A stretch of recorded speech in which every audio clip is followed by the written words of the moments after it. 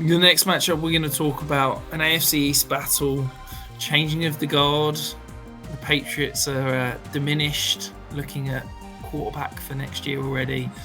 The Bills seem to be the hottest team, though, in the league right now, a team nobody's going to want to play in the playoffs. And it feels like this could be an absolute stomping. Do you agree? Yeah, I think that it's going to be interesting seeing how the Bills decide to attack this game, because the Patriots' run defense is second best in DVOA. What they're weak against is pass catching running backs. They rank 28th in DVOA against them. But if the Patriots are able to kind of slow down the rushing attack of the Bills, which has been a real strength for them over the last few weeks, they rank 28th in pass rate over expected over the last 4 games. And they've really leaned on James Cook and Josh Allen's legs. And it's been a hindrance to STEFON Diggs, who's now had 9 games in a row where he's not had 100-yard receiving. He's delivered single-digit performances in 5 of the last 6 games. So it's been tough sledding for STEFON Diggs. But STEFON Diggs has played well against the Patriots over the last few years. He's really struggling to get a fantasy-worthy performance, but I wouldn't have any problem playing him this week for much of the same reason we've talked about other underperforming studs. Like, if you manage to get this far into your league and if you're playing in a final with STEFON Diggs on your teams, then yeah, I think that's kind of, you just lean into it. But on the Patriots side, the only player I could bring myself to play would be Zeke, who scored 20-plus points in 2 of the last 3 games. Buffalo ranked 20th in run defense DVOA.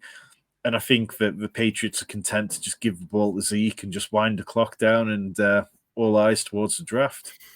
It feels like every time they hand the ball off to Zeke, it's just counting down the minutes till the season ends and they can start looking at prospects, doesn't it? You mentioned STEFON Diggs. Now, he's cleared 9 points once in his last 6 weeks. Do you think that, I know we got starter studs, but do you think there's any arguments of getting away from him this week? Well, there's an element of it which, I could understand it, but I think when you look at it and go, okay, STEFON Diggs, he's played 8 games against the Patriots. He's got 51 catches for 676 yards, which is an average of 84 yards per game. And he scored 7 touchdowns in 8 games against them. He scored in the last 4 games that they've played against them. When they played earlier this season, he had 6 for 58 yards and a touchdown.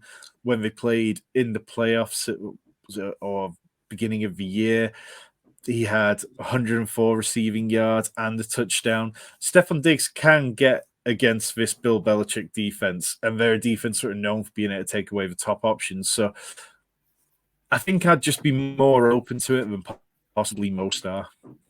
Yeah, I think, as you said, if you get to this point, he's still a top 15 wide receiver for me this week. You kind of got to plug him in and play him.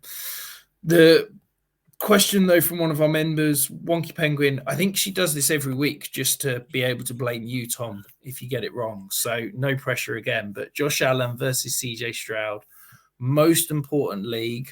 Where are you going here?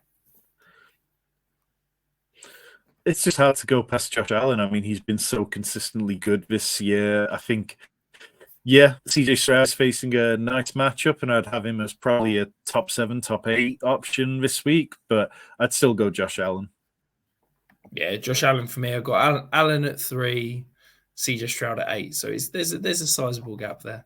Before we move on to our next matchup, help us with our goal. Tom and I sat down and we said we want to hit 1,500 subscribers by the end of the season.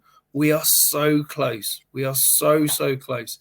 If you haven't hit the subscribe button, go ahead, do so. Let's click subscribe right now. We have got so much planned for the off season. Do it now and it will help you later.